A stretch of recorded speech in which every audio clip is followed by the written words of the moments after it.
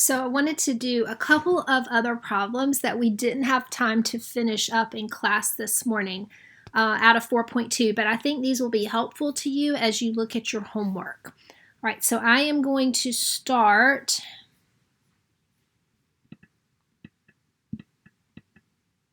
with this problem. All right, so it says on New Year's Eve, the probability, and I'm going to kind of jot down the information that we have as we go. All right, so it says on New Year's Eve, the probability of a person driving while intoxicated is 0.32.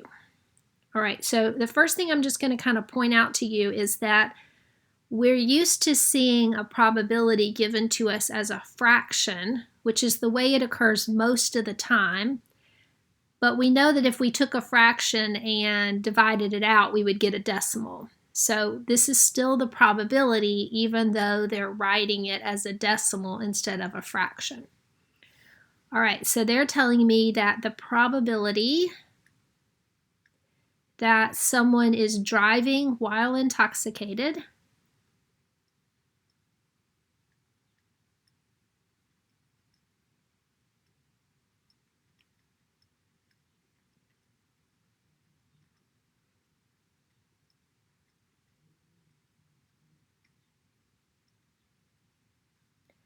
is 0.32. So I just want to make a note of that so I have that written out when I need it for my formula. All right, and then it goes on and says the probability of a person having a driving accident is 0.09. All right, so I'm also going to write that down. So the probability of someone having an accident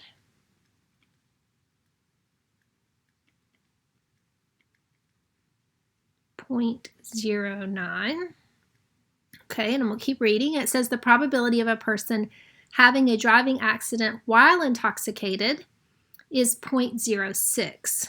All right, so let me jot that. I'll just jot that down here. So this is the probability of someone having an accident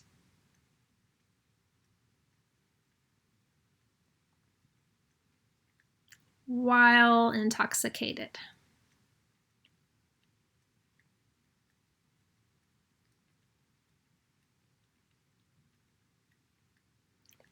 And they tell me that that's 0.06.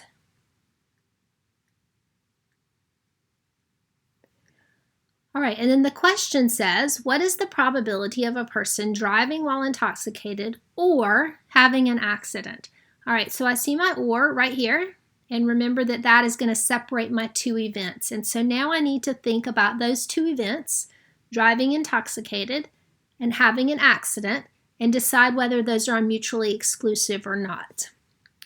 So those events are not mutually exclusive because we know that someone could be driving intoxicated and they could have an accident. So since there could be somebody that does both at the same time, we've got this overlap between the two groups. All right, so if these are not mutually exclusive, then we know that our formula is the longer version of that OR formula. All right, so I'm just going to jot my formula right here so that I can see it as I start to work on the problem.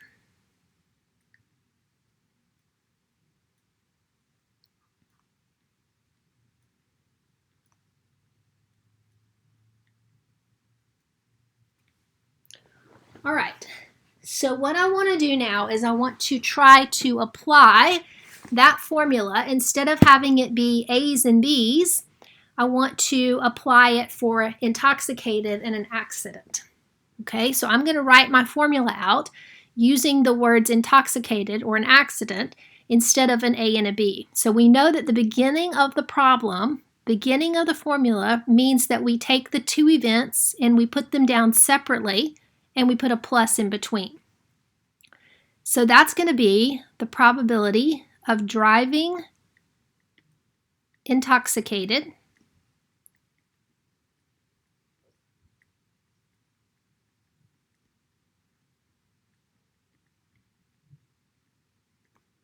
plus the probability of having an accident.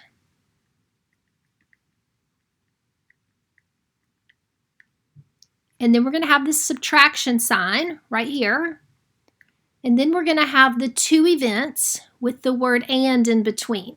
So it's going to be minus the probability of driving intoxicated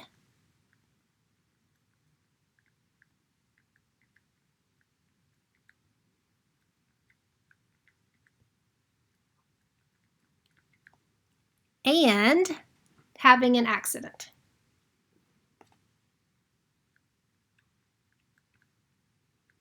Now, hopefully, once we have this sort of written out, we'll be able to match up the pieces that they gave me in the problem to the pieces that I need in the formula. All right, for example, this first one up here is the probability of driving while intoxicated. So that's going to be this first one here. This is the probability of driving intoxicated. So I can go ahead and put a 0.32 for that one. And the probability of having an accident, we know, is 0.09. So that's going to be this one. So I know those two are added together.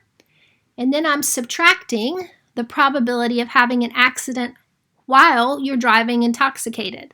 So that's this one. This is both. Having an accident and being intoxicated, that's going to be 0.06. All right, so we'll go to our calculator. We'll type these in. 0.32 plus 0.09 minus 0.06 is going to give me a final answer of 0.35. Okay, so I just want to say here, I realize that that's a lot of writing that I did on this problem, but I really think that the key to working a problem like this correctly is you taking the time to do what I did up here at the top, and that is going through the problem and writing down everything that they give you in terms of a probability. That makes it so much easier once you get your formula written down to plug the pieces in the right place. Okay. All right, so I'm going to show you one more problem. Okay, so there are lots of homework problems where they give you sort of a table of information and then they ask you for a particular probability. All right, so on this one we have staff maybe at a hospital, and we have nurses and physicians, and they've broken those down into males and females, and we also have a total column. So we've got a lot of information here in this chart. The question is asking me for the probability of choosing a nurse or a male. All right, so again, the first thing I need to consider is, are these two events mutually exclusive or not, so that I pick the right formula. So if I look at the nurses, that's this top row.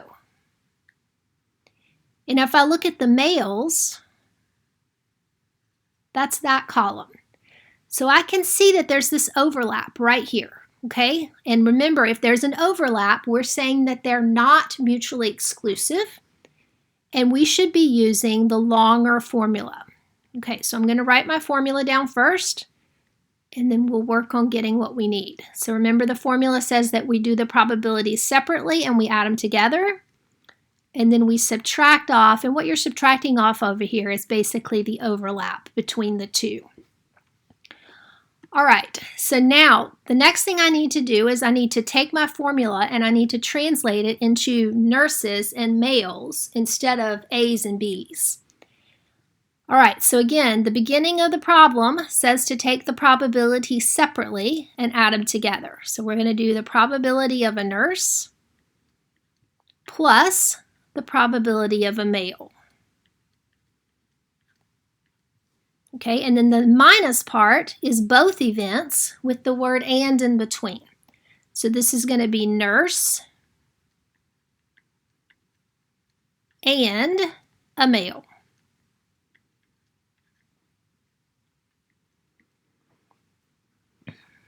Okay, so the first thing I'm going to do is realize that the total in the chart is going to be represented at 13.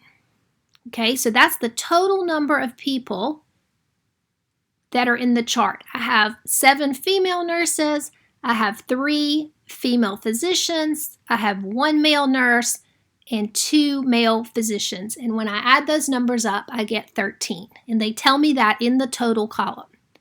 So I know that the bottom number on all of these fractions is going to be that total of 13. Okay, so now I just need to figure out the top numbers. All right, so the first one is the probability that we choose a nurse. So that would be these 7 females and this 1 male.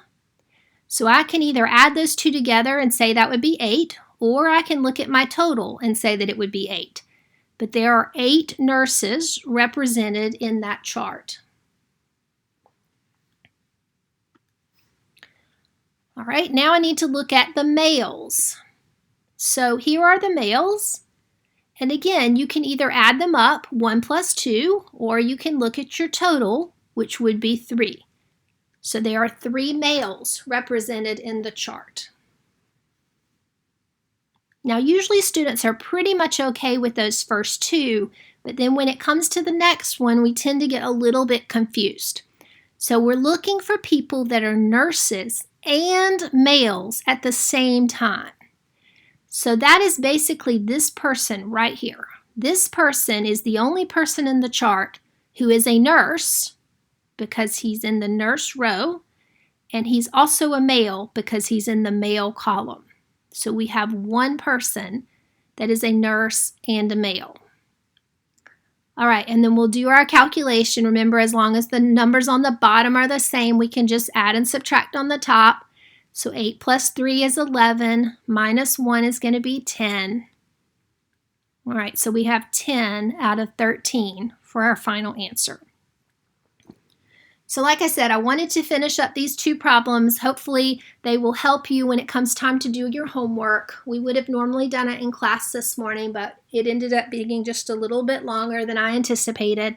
So I wanted to send these out to you so that before you do your homework, you can hopefully have a little bit more exposure to these OR problems. So these should be similar to what you're seeing as you get into Connect Math into section 4.2.